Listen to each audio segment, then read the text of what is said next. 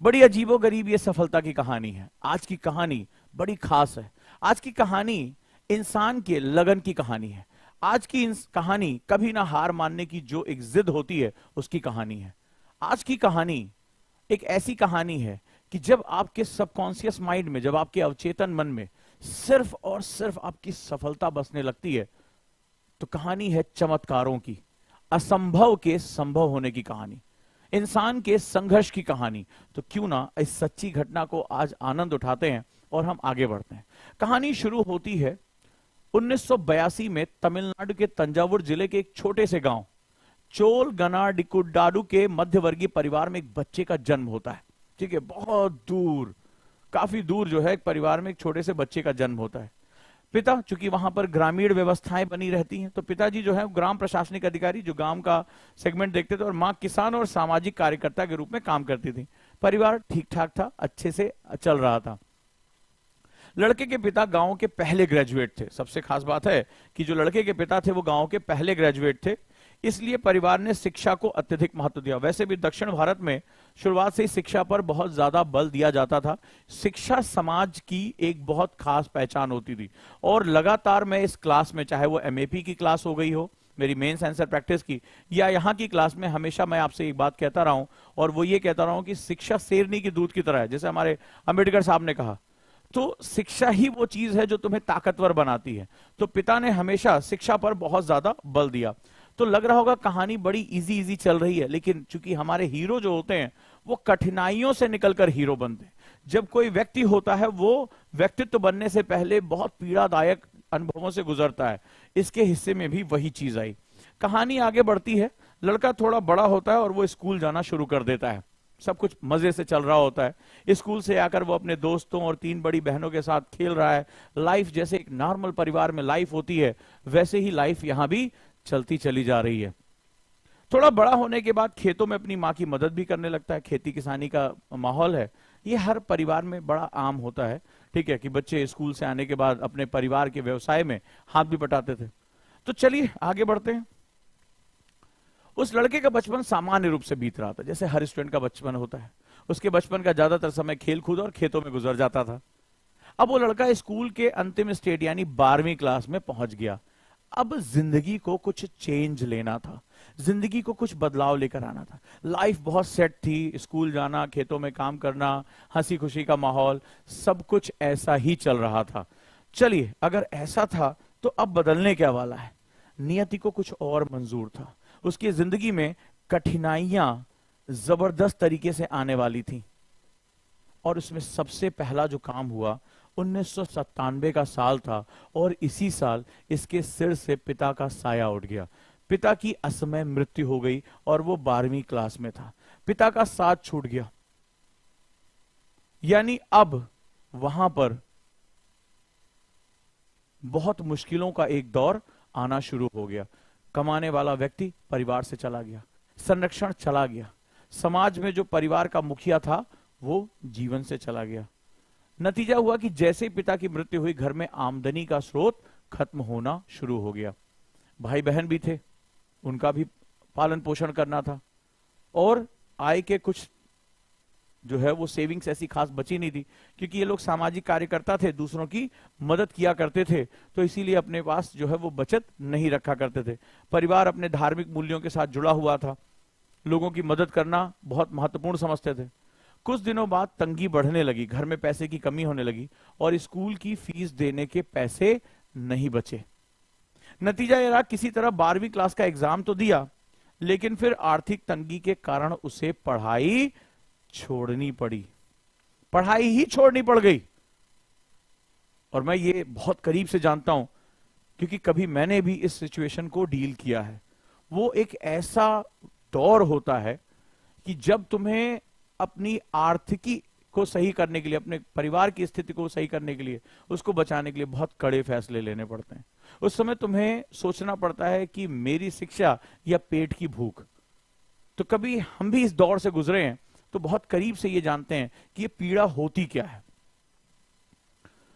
वो लड़का अपनी माँ और 3 बड़ी बहनों का पेट भरने के लिए पूरी तरह कृषि करने लगा, पूरी तरीके से, यानी पढ़ाई छोड़ दी। अब वो केवल एक किसान बन के रह गया।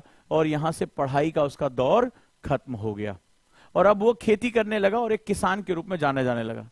लेकिन चूंकि खेत ज्यादा बड़े नहीं थे, खेती बहुत अच्छी नहीं थी, तो उसके परिवार की जरूरतों के लिए खेती से पर्याप्त पैसा नहीं मिल पा रहा था। वो किसी तरीके से ये काम चल रहा था।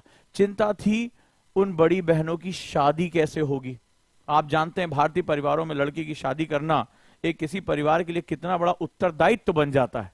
समाज में जो कुप्रथाएं हैं वो कितना मुश्किल में डाल देती हैं। यहां भी वही स्थिति रही। तो अब क्या हुआ, अब इसके बाद जो है वो ट्विस्ट आना शुरू हुआ और किसी तरह उसने मेहनत की और 12वीं के बाद जो एलडीसी का एग्जाम होता था उसको उसने अप्लाई किया कि यार कोई एक नौकरी मिल जाए, भले चाहे वो चतुर्थ श्रेणी की मिल जाए, किसी तरीके से कुछ पैसे आने शुरू हो जाएं तो परिवार की स्थिति संभल जाएगी। अब उसने सबसे जो जिसे कहते हैं ना जूनियर असिस्टेंट एलडीसी का एग्जाम होता है उसके लिए उसने अप्लाई किया और वो नौकरी उसको नहीं मिली। तुम अंदाजा लगाओ, एक व्यक्ति 12वीं तक ठीक ठाक पढ़ रहा है, परिवार में घटना हुई, पढ़ाई छूट गया, अब वो फुल टाइम किसान बन गया, किसी ने समझाया कि कोई नौकरी का फॉर्म कर दो, एलडीसी का फॉर्म भरा, उसमें भी वो सेलेक्ट नहीं हुआ। और मैं कहानी किसकी सुना रहा हूं, मैं एक ऐसे व्यक्ति की कहानी सुना रहा हूं जो आईएएस बनता है। लेकिन ये चमत्कार हो कैसे रहे, और इस कहानी में खुद को रिलेट करते जाओ, कहानी में खुद को ये रिलेट करते जाओ। जब तुम ये कहते हो कि सर बहुत मुश्किल है, सर आंसर राइटिंग नहीं कर पा रहे, एमएपी की क्लास में परसों एक बच्ची ने कहा कि सर हमसे आंसर नहीं लिखा जा रहा है, तो जितनी बार तुम ये नहीं कह रहे हो कि मुझसे ये नहीं हो रहा है, सर मुझसे वो नहीं हो रहा है, आज की कहानी वो लोग बड़े ध्यान से सुने। सर मुझसे सुबह उठा नहीं जाता, सर मैं 10 घंटे नहीं पढ़ सकता, जितने भी लोग हैं वो इस कहानी को बड़े ध्यान से सुनते जाएं। वो लड़का दिन में खेतों में काम करता और शाम को सरकारी दफ्तरों में नौकरी के लिए पता करता था। यानी दिन भर खेत में काम करता था और शाम को जाकर नौकरियों के लिए अर्जी डालता था कि मुझे कहीं नौकरी मिल जाए। लोगों ने कहा भाई थोड़ा सा और कुछ पढ़ना शुरू करो, किसी तरह हिम्मत दिखाओ। अब वो खेती किसानी छोड़कर जा नहीं सकता था। उसने क्या किया, वो पढ़ने में तो ठीक ठाक था, मन लगा रहता था, संघर्षशील था। और इस कहानी को सीखते जाना, इस कहानी का मूल अर्क क्या है। जो लोग कहते हैं कि सर मैं गांव से आया हूं, सर मैं गरीब के घर से आया हूं, सर मैं बहुत टैलेंटेड नहीं हूं, वो कहानी को बड़े ध्यान से सुने और समझे कि इस कहानी का बेसिक सारांश क्या है। मैं आपसे इस क्लास के लास्ट में पूछूंगा। वो पढ़ने में अच्छा था इसलिए उसका दिमाग पढ़ाई में भी लगा रहता था। किसी तरह उसने लॉन्ग डिस्टेंस यानी कि ओपन यूनिवर्सिटी के माध्यम से लॉन्ग डिस्टेंस पढ़ाई शुरू की और मद्रास यूनिवर्सिटी से हिस्ट्री में उसने किसी तरह खींच खांच के बीए कर लिया कि चलो कम से कम ग्रेजुएट तो हो जाए, हो सकता है कोई और नौकरी के लिए अप्लाई कर दे। 12वीं पास हूं इसलिए हो सकता है नौकरी ना मिल रही हो, तो उसने लॉन्ग डिस्टेंस से बीए कर लिया। कई ऐसे हमारे स्टूडेंट होंगे, सर वो हम दिल्ली यूनिवर्सिटी से नहीं है, हम जेएनयू से नहीं, हम आईएएस बन सकते हैं क्या? जवाब तुम्हारे सामने आता जा रहा है एक एक करके। तो पहला क्या कि पढ़ाई उसने छोड़नी पड़ी, उसको मजबूरी में खेती किसानी करनी पड़ी। हम में से बहुत से ऐसे लोग होंगे, कितने लोग हैं मुझे कमेंट बॉक्स में बताएं, जिनको आज कई ऐसी बच्चियां होंगी जो मुझे सुन रही होंगी, जिनकी शादी कर दी गई होगी और परिवार का उत्तरदायित्व संभाल रही होंगी। कई ऐसे बच्चे होंगे जिनको नौकरी पे जाना पड़ता होगा, अगर है तो मुझे कमेंट बॉक्स में बताएं। कुछ ऐसे भी स्टूडेंट होंगे जिनको घर के काम करने पड़ते होंगे, वो पढ़ना चाहते हैं। कई ऐसे बच्चे होंगे जो खेती किसानी भी करते होंगे, अगर हैं तो मुझे कमेंट बॉक्स में बताइए कि वो आप में से कितने लोग हैं। और अगर ऐसा है तो अब जरा ध्यान से इस क्लास को देखते जाइए, सुनते जाइए कि उसको खेती किसानी करनी पड़ी, लेकिन मन में पढ़ने की चिंगारी थी, तो उसने असंभव का रास्ता भी चुन लिया कि मुझे ये करना है। खैर किसी तरह से बीए हो गई। खेत में काम करने और नौकरी तलाश करने का सिलसिला 9 साल तक वो नौकरी ढूंढता रहा। 9 साल तक वो किसान बना रहा और खेतों में काम करता था और नौकरी ढूंढता था। 9 साल तक। अंदाजा लगाओ, थोड़ा सा देर रुको और अंदाजा लगाओ उसको कितने ताने झेलने पड़ते होंगे, उसको लोगों की हंसी का कितना सामना करना पड़ता होगा, उसको कितनी ज्यादा विपत्तियों से निकलना पड़ता होगा। अबे छोड़ दो यार ये सब, अरे खेती किसानी करो यार, कुछ और थोड़ा धंधा कर लो, ये कहां नौकरी फोकरी के चक्कर में पड़े हो। तुम उसके प्रेशर का अंदाजा लगा सकते हो। 1 2 3 4 5 6 नहीं, 9 साल। हम 1 साल में हार मान के बैठ जाते हैं। मैं अपने स्टूडेंट का एक चेहरा नहीं भूल पाऊंगा। लेट उसने ज्वाइन किया, मात्र 8 महीने तैयारी की, 2-3 नंबर से उसका प्रीलिम्स निकलने से रह गया, वो वापस चला गया। 1 साल उसने ढंग से तैयारी नहीं की। मैंने उसको बहुत रोकने की कोशिश की, रुको, पढ़ो यार, हिम्मत करो, अब की बार हो जाएगा। बोला नहीं नहीं 1 साल में नहीं होता, अब क्या करेंगे आईएएस बन के। मैंने कहा तुमने 1 साल नहीं दिया मुझे, तैयारी तो करो। इतनी जल्दी लोग आज की डेट में हिम्मत हार जाते हैं, एक अटेम्प्ट फेल हुए सुसाइड कर लेते हैं। और खासतौर पे मेरा मैसेज उन लोगों से जिनके मन में सुसाइड का ख्याल आता है जब वो एग्जाम में फेल हो जाते हैं, उनको लगता है जीवन खत्म हो गया, हम कहीं मुंह दिखाने के लायक नहीं है। ये तुम्हारे अंदर का खोखलापन है। अरे हीरो ऐसे होते हैं। अभी कहानी में तो ट्विस्ट आना शुरू हुआ है कि खेतों में काम भी कर रहा है, पार्ट टाइम बीए भी कर रहा है, और 9 साल तक नौकरी खोज रहा है, और हर जगह उसको निराशा निराशा निराशा। 9 साल तक, 9 इयर्स, ये थका देने वाली प्रक्रिया है। तानों से गुजरा होगा, दबाव से गुजरा होगा, उपहास, लोगों ने मजाक उड़ाया होगा उसका, लेकिन वो दीवानगी है, और यही दीवानगी सबसे बड़ी चीज है। चलो इसके आगे डिस्कस करते हैं। अब जब वो थकने लगा तो उसने कहा चलो यार हम अपना लक्ष्य बदल देते हैं, कुछ और सोचते हैं और राह बदल देते हैं। कई बार ऐसा लगता है शायद ये हमारी दुनिया नहीं है, मुझे कुछ और सोचना चाहिए, मुझे किसी बड़ी चीज के लिए शायद मेरी तैयारी अच्छी नहीं है, तो मुझे कुछ और अपना जो है वो लक्ष्य बदल देते हैं और रास्ता बदलते हैं, किसी नए तरीके के बारे में बात करते हैं। अब सोचो, और बदला भी तो क्या बदला, इसको बोलते हैं इंट्रोस्पेक्शन। इंट्रोस्पेक्शन यानी खुद को तराशते रहना, खुद से प्रश्न पूछते रहना, खुद को जांचते रहना कि कहीं मैं कुछ गलत तो नहीं कर रहा हूं, कि एक छोटी सी नौकरी भी मुझे नहीं मिल रही है, कहीं मुझसे कुछ गलती तो नहीं हो रही है। और इसने क्या किया, जब अपना लक्ष्य बदला तो लक्ष्य 2 तरीके से बदले जाते हैं। अब बहुत कोर बात कह रहा हूं। मैंने अभी जिस बच्चे की एग्जांपल लिया कि वो 8-9 महीने की तैयारी में फेल हो गया, उसने सोचा था 8-9 महीने में आईएएस टॉप कर जाएंगे किसी वीडियो को देखकर। जब वो फेल हो गया तो उसने क्या किया, रास्ता बदल दिया। हम रास्ते 2 तरीके से बदलते हैं मेरे दोस्त, रास्ते हम 2 तरीके से बदलते हैं। जो हारने वाले होते हैं वो उस लक्ष्य को छोड़ देते हैं। जब उनको फेलियर का सामना करना पड़ता है, रास्ते बहुत कठिन होते हैं, तो ज्यादातर लोग रास्तों को छोड़ देते हैं, तैयारी छोड़कर कुछ और करने लगते हैं, पढ़ाई छोड़कर कुछ और करने, बोले यार हमारा नहीं हो सकता। लेकिन जो फौलादी इरादों वाले होते हैं, मेरी बात को समझना, ये सबसे बड़ा कोर है, वो और महान लक्ष्य बना लेते हैं। अब जो बात कहने जा रहा हूं, जो पॉइंट आने जा रहा हूं, उसकी गहराई समझना, और इसको समझने के लिए तुम्हें उसकी जगह खुद को रखना पड़ेगा।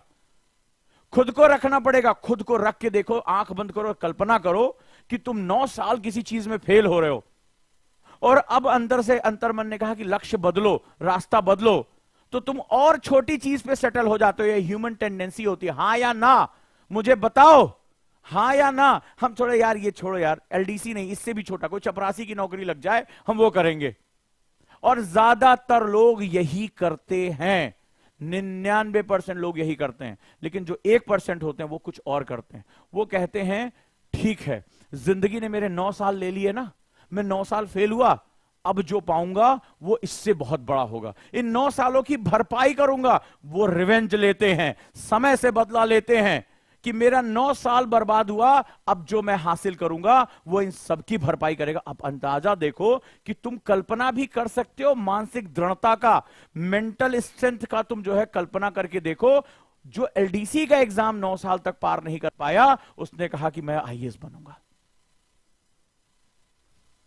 आईएएस बनूंगा। बात अच्छी लगी हो तो मुझे बताओ, यस सर, मतलब कल्पना से भी परे है। और वो व्यक्ति जो कल्पनाओं से परे होकर असंभव की छाती पर अपना मुक्का मारते हैं, वही इस दुनिया में इतिहास लिखते हैं। मेरी इस बात को याद रखना।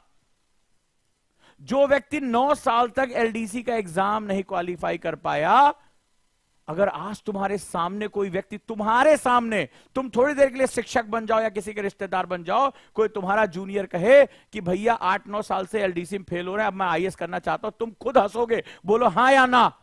ईमानदारी से कहना, कोई तुम्हारे सामने खड़ा हो जाए, तुम हंसते हंसते तुम्हारे पेट में बल पड़ जाएगा, अबे यार छोड़ो यार, तुमसे एलडीसी नहीं निकला, आईएएस बनाने निकलो। हां या ना, मुझे ईमानदारी से बताओ, कोई तुम्हारे सामने कोई जूनियर तुम्हारा खड़ा हो, छोटा भाई या रिश्तेदार खड़ा हो, तुम ऐसे हंसोगे। लेकिन इसकी हिम्मत देखो, इसका पागलपन देखो, ये हिम्मत से भी कुछ ऊपर था, ये पागलपन को टच कर रहा था। इसने कहा जिंदगी ने मेरे 9 साल ले लिए, खेत में काम किया, एलडीसी में नहीं निकला, अब मैं आईएएस करूंगा।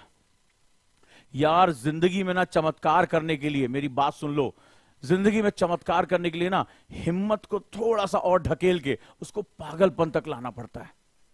जब जिंदगी तुम्हारे फेवर में ना हो, जब तुम जो है वो चांदी का चम्मच लेके पैदा नहीं हुए हो, जब फेवर में तुम्हारी चीजें ना हो ना, तो हिम्मत को थोड़ा सा और ढकेल देना, और इतना ढकेल देना कि वो पागलपन को टच हो जाए।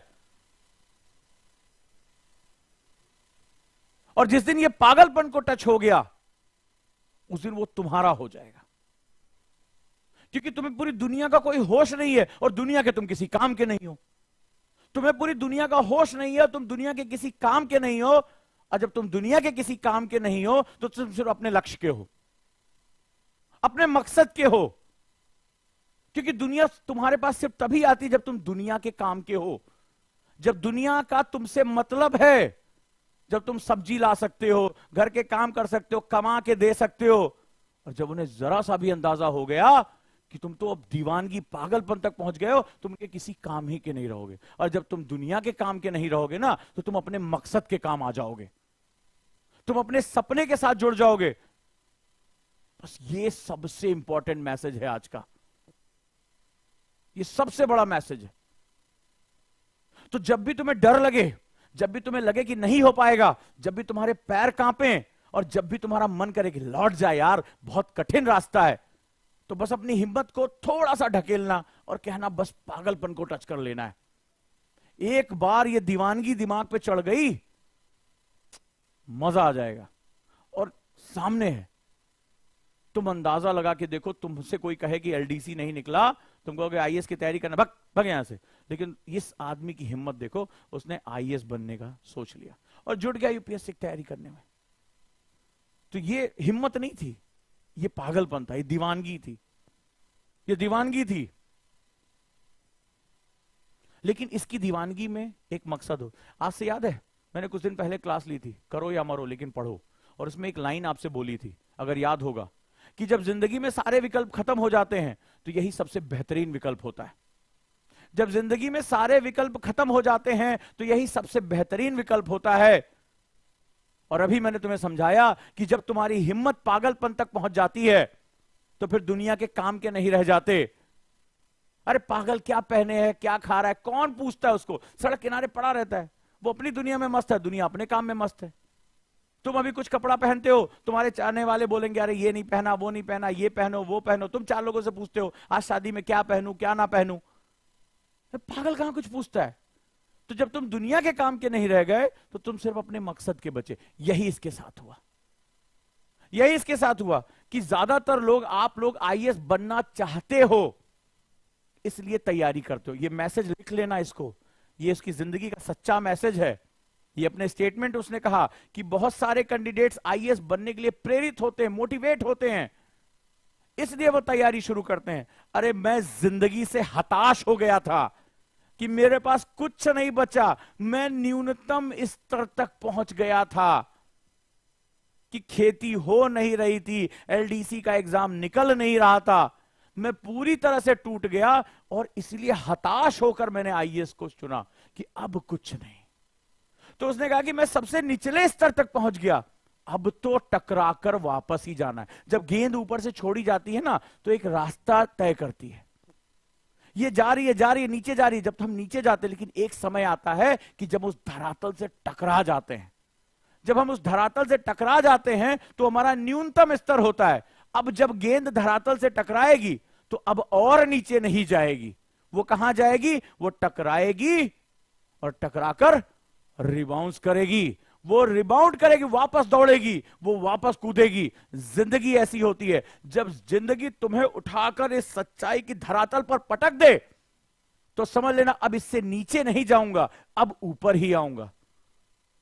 क्योंकि तुम तैयारी बहुत बड़ी बड़ी बातें सोचकर आते हो, अभी जाऊंगा, अभी 1 साल में आईएएस बन जाऊंगा, ये वाली गाड़ी मिलेगी, वाला बंगला मिलेगा, ये हो जाएगा, वो हो जाएगा। लेकिन जब धरातल पर आते हो तो तुम गिरना शुरू कर देते हो, तुम्हारी हताशा तुम्हारे ऊपर आ जाती है और बीच में छोड़कर भाग जाते हैं। लेकिन जब जिंदगी तुम्हें इस धरातल पर पटक देना तो घबराना नहीं, चोट तो लगेगी, कुछ टूटेगा भी, लेकिन यह समझ लेना कि अब इसके बाद ऊपर ही जाना है। इसकी जो सबसे खास बात थी वो यही थी।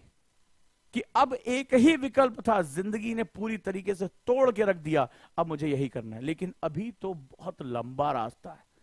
जिंदगी जब तुम्हें घिसने पर आती है ना, वो जिस पत्थर को हीरा बनाना चाहती है ना, उसको उतनी ही बारीकी से काटती है। हर पत्थर हीरा नहीं होता और हर हीरे की चमक एक जैसी नहीं होती। जो जितना बेहतरीन होगा वो उतना ही तराशा जाएगा, वो उतना ही काटा जाएगा, वो उतनी बारीकी से काटा जाएगा। जब जिंदगी तुम्हें बहुत बारीकी से काटे और घिसे तो समझ लेना कि तुम सबसे कीमती बनने जा रहे हो, सबसे मूल्यवान बनने जा रहे हो, और तुम्हारी चमक और तुम्हारी कीमत का अंदाजा दुनिया के बहुत बड़े हिस्से में भी लगाने के लोगों के अंदर औकात नहीं होगी। इस बात को विश्वास से एक्सेप्ट कर लेना, एक्सेप्ट कर लेना इसको। अब सवाल है कि सोच तो लिया, लेकिन ना कोई गांव के आसपास, अरे जहां एलडीसी सबसे बड़ा सपना है मेरे भाई, चतुर्श्रेणी कर्मचारी बनना सबसे बड़ा सपना, वहां आईएएस बोल नहीं लोग पाते हैं, जानते नहीं होता क्या है। जहां आप भी आज भी गांव में जाओगे, अब तो इतनी संचार क्रांति आ गई, फिर भी लोग कहेंगे पटवारी दरोगा बन जाए, सबसे बड़ी नौकरी तो दरोगा की है। और वहां आईएएस कहां, किससे पूछे सिविल सर्विसेज क्या होता है? कोई मार्गदर्शन नहीं, कोई सुविधा नहीं। यानी इरादा तो कर लिया, लेकिन एक घने जंगल में पैर रख दिया, किधर रास्ता है कुछ नहीं पता। लेकिन यह बहुत इंपॉर्टेंट बात है, कहा गया है कि मीलों का सफर एक कदम से शुरू होता है। मीलों का सफर एक कदम से शुरू होता है, सबसे मुश्किल वो पहला कदम ही होता है। मीलों का सफर एक कदम से शुरू होता है और सबसे मुश्किल वो एक कदम ही होता है। और जिसने वो कदम बढ़ा दिया, जिसने वो कदम बढ़ा दिया, वो अंधेरों में भी रास्तों पे चल पड़ता है। ये बात याद रखना, ये बहुत कोर है और यही सबसे बड़ा कॉन्सेप्ट है। जब कुछ भी ना समझ में आए कि क्या करना है, तो बस कदम बढ़ा दो। हिम्मत एक टॉर्च की तरह होती है जो अंधेरों में भी रास्तों पे फोकस करती है। ये बात याद रखना। उसने सार्वजनिक लाइब्रेरी ज्वाइन कर ली और वहां अध्ययन करना शुरू कर दिया। वहां सिविल सर्विसेज के लिए एक छोटा सा सेक्शन था। उसने कहा बहुत है, मेरे पास तो कुछ नहीं है, मेरे लिए यही बहुत है। शुरू किया, अब पढ़ने लगा। वहां आसपास कुछ हेडमास्टर और उसके शुभचिंतक थे। उसको लगा लड़के में दम है। ये जो आपकी हिम्मत होती है ना, ये चुंबक की तरह होती है। ये जो आपकी हिम्मत होती है वो चुंबक की तरह होती है। जब तुमने हिम्मत दिखा दी ना, तो मदद करने वाले अपने आप आसपास जुड़ जाते हैं। हर कहानी में मैंने तुम्हें यही बताया। बस सवाल है कि तुम्हारे अंदर वो हिम्मत होनी चाहिए। तुम पहला कदम बढ़ा सको, कारवां तो अपने आप जुड़ता जाएगा। अब आगे धीरे धीरे मदद मिलने लगी। शुभचिंतक आए, जोड़ा, चलो मेहनत करो, आगे बढ़ो। करते करते उसको तमिलनाडु सरकार की निशुल्क सिविल सेवा की कोचिंग मिल गई, फ्री में। सरकार की योजना थी, लोगों ने बताया भाई ऐसा भी होता है, करो। क्योंकि अब लोग उसके साथ जुड़ने लगे, उसके सपनों के साथ जुड़ने लगे। खासतौर पे शिक्षकों के साथ सबसे खास बात होती है, वो अपने स्टूडेंट की आंखों से सपने देखते हैं। हम अपनी आंखों से सपने नहीं देखते, हम तुम्हारी आंखों से सपने देखते हैं। जब तुम सफल होते हो, सबसे ज्यादा चमक हमारी आंखों में होती है। यही दुनिया की सबसे बड़ी सच्चाई है। अब उसने क्या किया, उसने तमिलनाडु पीसीएस का एग्जाम क्रैक कर लिया। क्रैक कर लिया, लेकिन यूपीएससी में फेल हो गया। सपना आईएएस का देखा था। अच्छा अब एक बात बताओ, आगे कहानी आगे बाद में बढ़ाएंगे। एक लड़का जिसकी 12वीं के बाद पढ़ाई छूट गई, वो फुल टाइम किसान हो गया। एलडीसी का एग्जाम 9 साल तक देने की कोशिश की, सरकारी नौकरी ढूंढने की कोशिश, उसको नहीं मिला। फिर उसने आईएएस बनने का सपना देखा, कोई संसाधन नहीं था, कोई मित्र नहीं थे, लेकिन तैयारी शुरू की। इसके बाद वो स्टेट पीसीएस क्लियर कर गया।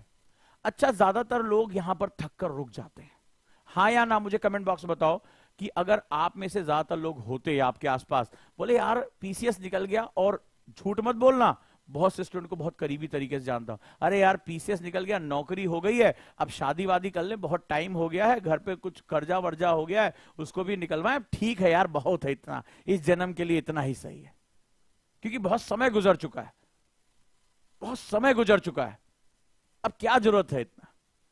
पीसीएस निकल गया, अधिकारी हो गए, डिप्टी एसपी हो गए, एसडीएम हो गए, बढ़िया चल रहा है, काम धाम बढ़िया, सुरक्षा हो गई है। ज्यादा से ज्यादा लोग सेटल हो जाते हैं। और ये मैंने व्यक्तिगत जीवन में भी कई अपने स्टूडेंट के साथ देखा है। अरे सर अब नहीं, पीसीएस हो गया सर, सेटल हो गया, शादी का अच्छा रिश्ता आ रहा है, बढ़िया काम धाम हो गया है सर, अब हम यहाँ खुश हैं।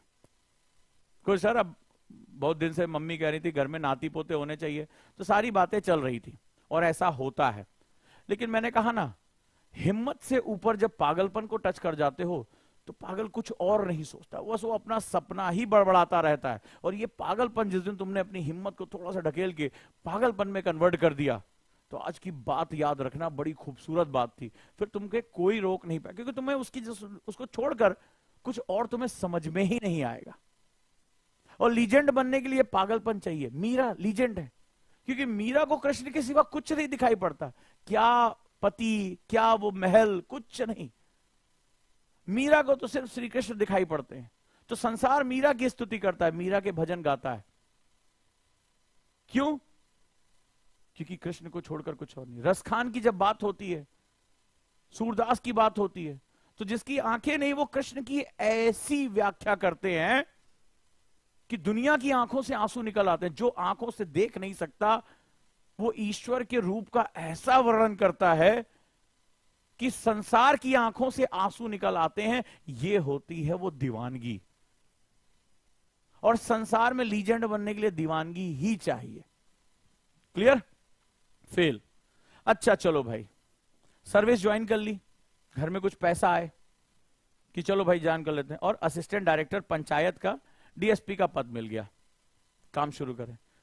लेकिन अब बात तो यूपीएससी की आ गई थी, मन में आईएएस बनने का सपना तो था, छोड़ ही नहीं सकते, मजबूरी के आगे ज्वाइन कर लिया। लेकिन अब कुछ काम तो करना था, सपना पल रहा था, नौकरी के साथ शुरू कर दी तैयारी। कुछ और सुझा ही नहीं पड़ रहा है, न शादी, न ब्याह, न परिवार, कुछ सुझा ही नहीं पड़ रहा है, सिर्फ आईएएस आईएएस आईएएस और कुछ नहीं। पीसीएस भी हो गया तब भी बेचैनी मची, बोले अब नौकरी के साथ करेंगे। जब खेती के साथ पढ़ाई कर सकते हैं तो नौकरी के साथ क्यों नहीं कर सकते, सेटल नहीं होंगे। अब 5 बार उसने मेंस लिखा, 5 बार मेंस लिखा बहुत बढ़िया तरीके से, और 3 बार इंटरव्यू में गया और वहां भी फेल। 5 बार मेंस में फेल और 3 बार इंटरव्यू तक पहुंच के फेल। 8 बार यार, 1 साल 2 साल 3 साल 4 साल हमने तो नहीं देखा, ज्यादातर जो है वो 3 के ऊपर कोई जाता होगा।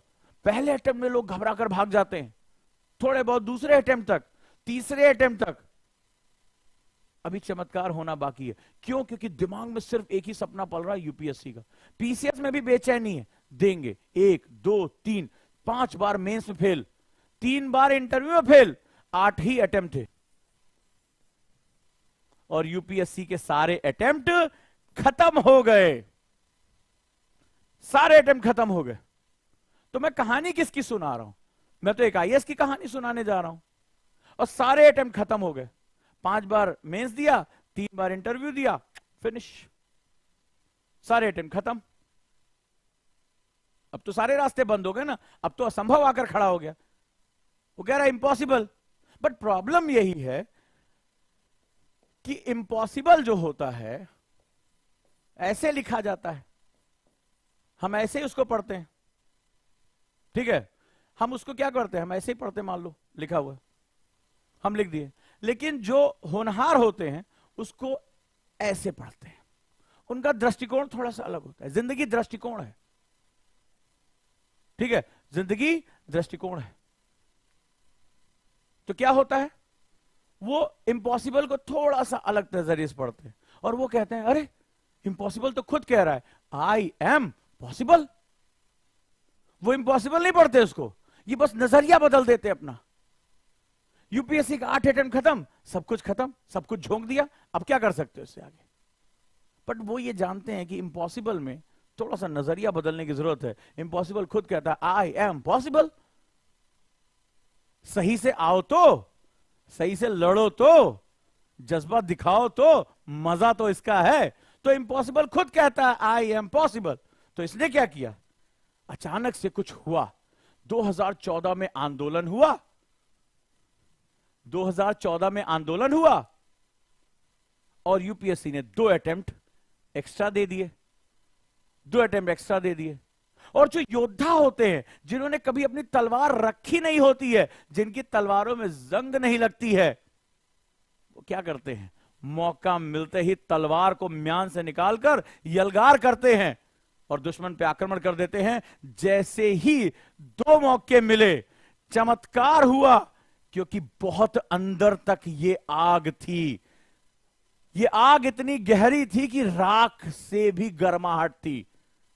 उसने कभी आग को राख में बदलने नहीं दिया, राख को ठंडा नहीं होने दिया, चिंगारी को जिंदा रखा। और जैसे ही ये मिरेकल हुआ, civil services aptitude test launch हुआ, 2 अटेम्प्ट मिले, ये मारा धड़ाम से, और 2015 में अपना लास्ट अटेम्प्ट दिया और वहां पर ऑल इंडिया 117th रैंक तोड़ के बाहर कर दिया। दीवानगी दीवानगी दीवानगी। इस कहानी में सिर्फ एक है, फेल फेल फेल फेल, अनंत श्रृंखला है। और इस कहानी का मूल तत्व है कि इंसान के हौसले से बढ़कर दुनिया में कोई मजबूत चीज नहीं होती। न स्टील है, न हीरा है, न लोहा है। अगर दुनिया में सबसे मजबूत कुछ है तो वह इंसान का हौसला है। इंसान के हौसले से मजबूत कुछ नहीं होता है, और यही इस आज की कहानी का सार है।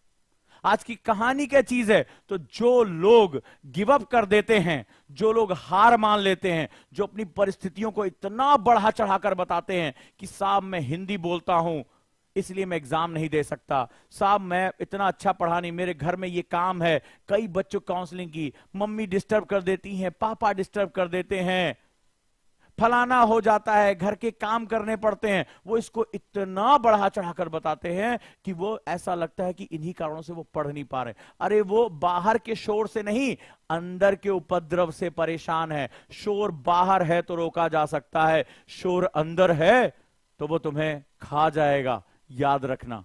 तो ये वो बहुत बड़ी कहानी थी जो यहां बताता है कि जो लड़ता है वही जीतता है। गिरते हैं सहसवार ही मैदाने जंग में, गिरते हैं सहसवार ही मैदाने जंग में, वो तिफल क्या गिरे जो घुटनों के बल चलते हो। अरे जो घुटनों के बल चल रहा है वो कहां घोड़े से गिरेगा? जो घोड़े पे चढ़ेगा लड़ेगा वही तो गिरेगा। तो गिरने से क्या डरना? ये कहानी हमें यही सिखाती है कि फेल जैसी कोई चीज नहीं होती है और हमारी जिंदगी में चमत्कार होते हैं। सवाल है कि उन चमत्कारों के होने के लिए तुम्हारे अंदर कितनी आग जल रही है। इतनी आग जल रही है, इतनी गर्माहट है कि तुम्हारे सामने जो असंभव की दीवार है वो भी उस गर्मी में अगर पिघल कर खत्म हो जाए तो यही सबसे बड़ा चमत्कार है, यही सबसे बड़ी चीज है। ये कहानी हमें सिखाती है, ये कहानी हमें सिखाती है। और ये सच्ची घटना,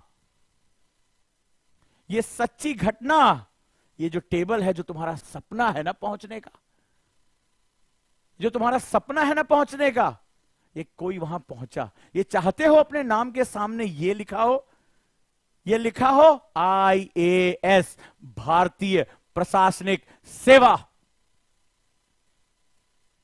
जब तुम जिस टेबल पे बैठो उस टेबल के आगे ये हमारा राष्ट्रीय चिन्ह, और तुम्हारे नाम के आगे कितने लोग हैं जो ये चाहते हैं, IAS। और जब यहां पहुंच जाते हो ना तो पीछे की सारी पीड़ाएं खत्म हो जाती हैं।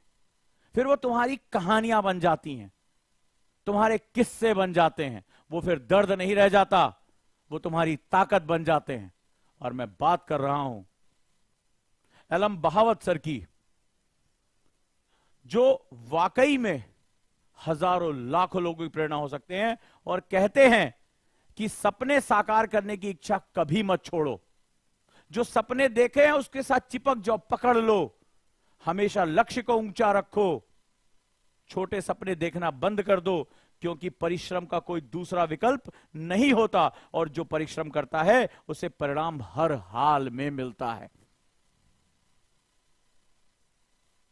उसे परिणाम हर हालत में मिलता है। जिसको परिश्रम करने से डर नहीं लगा, जो बड़े सपने देखता है और अपने सपनों के लिए अपनी जान लगा देता है, यकीन मानो दुनिया सिर्फ और सिर्फ उसी की है। और ये बिल्कुल सच्चाई है और ये इन्होंने सिद्ध करके दिखा दिया। इस पूरी कहानी में फिल्मी ट्विस्ट था। जब एक वक्त ऐसा आया कि वास्तव में असंभव सामने खड़ा हो गया, तो भी उस असंभव को संभव में बदल के रख दिया। और कितने ऐसे लोग हैं जो अपने नाम के साथ ये चाहते हैं, लेकिन जानते हो ये 3 अक्षर अपने नाम के साथ, चाहे आईएएस चाहे आईपीएस लगाने के पीछे, इन 3 अक्षरों में ना तुम्हारे हौसलों का सारा खून निचोड़ा होगा। मैं यही कह सकता हूं कि ये जो 3 अक्षर होते हैं ना, ये पेंट या स्टील से नहीं लिखे जाते, इंसान के हौसलों के खून से लिखे जाते हैं। और अगर तुम अपने हौसलों को निचोड़कर ये अक्षर बनाना चाहते हो तो स्वागत है। तो क्या सीखा हमने आज की स्टोरी से? Never give up. क्या सीखा हमने? कि अगर तुम्हारे अंदर हमेशा लड़ने की ताकत है तो तुम अपनी मंजिल तक पहुंचोगे। वो व्यक्ति, चाहे वो किसी भी परिस्थिति का हो, चाहे वो किसी भी हालात से आया हो, अगर उसके अंदर यह हौसला है कि मैं पैर नहीं रोकूंगा, यकीन मानो उसको दुनिया की कोई ताकत रोक नहीं सकती है। अगर उसके अंदर यह ताकत है कि मैं अपनी समस्याओं, अपनी परिस्थितियों को कभी खुद से बड़ा बनने नहीं दूंगा, अगर उसको यह विश्वास है कि दुनिया में सबसे मजबूत कोई धातु है, कोई चीज है, तो मेरा हौसला है, जिसको यह विश्वास है, यकीन मानो उससे टकराकर बड़ी से बड़ी विपत्तियां भी खत्म हो जाएंगी और तुम्हारे सामने एग्जाम्पल, सत्य घटना मौजूद है। और तीसरी चीज याद रखना कि फेल जैसी कोई चीज नहीं होती है। वो हमें बताती है कि हमें क्या और कैसे सीखना है, हमारे प्रयासों में क्या गलती है। और चौथी चीज याद रखना कि कभी भी जिंदगी में रास्ता बदलना पड़े, मकसद बदलना पड़े, तो अगला रास्ता, अगला मकसद पिछले मकसद और रास्ते से बड़ा और ऊंचा होना चाहिए। जिंदगी से समझौता मत करना, क्योंकि जो जिंदगी से समझौता नहीं करते, सपने केवल उन्हीं को हासिल होते हैं। और जिन लोगों ने जिंदगी से समझौता कर लिया, वो जिंदगी की मुसीबतों के आगे जिंदगी भर नाक रगड़ते रहते हैं। ये बात याद रखना। तो अपने हौसलों की परीक्षा लो, अपने हौसलों पर विश्वास करो और उसको इतना मजबूत बना दो कि तुम्हारी हिम्मत, तुम्हारे इरादे पागलपन को टच कर लें। और जिस दिन तुमने पागलपन को टच कर लिया, दुनिया की बड़ी से बड़ी मुश्किल भी तुम्हारे सामने टिक नहीं पाएगी। सच्चाई है। और ये 3 अक्षर तुमसे क्या मांगते हैं, इसकी भी आप आज पराकाष्ठा समझ लो कि तुमसे तुम्हारा सब कुछ मांगेंगे। सवाल है, तुम तैयार हो? सवाल है कि कीमत तुम दे सकते हो?